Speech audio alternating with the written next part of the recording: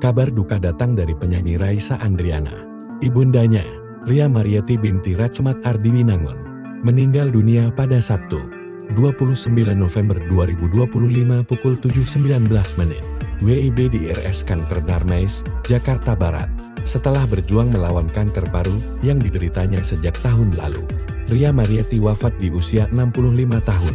Kabar duka ini dibagikan Raisa melalui media sosial, disertai permohonan doa agar sang ibu mendapat tempat terbaik di sisi Tuhan. Manajer Raisa, Matthew, turut membenarkan kepergian almarhumah namun belum menjelaskan lebih jauh mengenai detail penyebab maupun proses pemakaman. Sebelum meninggal, kondisi Ria Marieti sempat membaik setelah menjalani kemoterapi terakhir pada 29 April tahun 2025 dan 11 kali imunoterapi yang disebut kakak Raisa, Rinaldi Nur Pratama, menunjukkan perkembangan positif.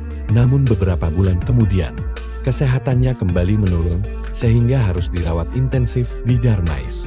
Sejak 25 September tahun 2025, jenazah almarhumah kemudian dimakamkan di Cinder, Depok, Jawa Barat. Raisa sebelumnya pernah menyampaikan pesan menyentuh untuk ibunya di panggung AMA Awards tahun 2025, meminta sang ibu terus berjuang dan yakin bahwa ia bisa sembuh.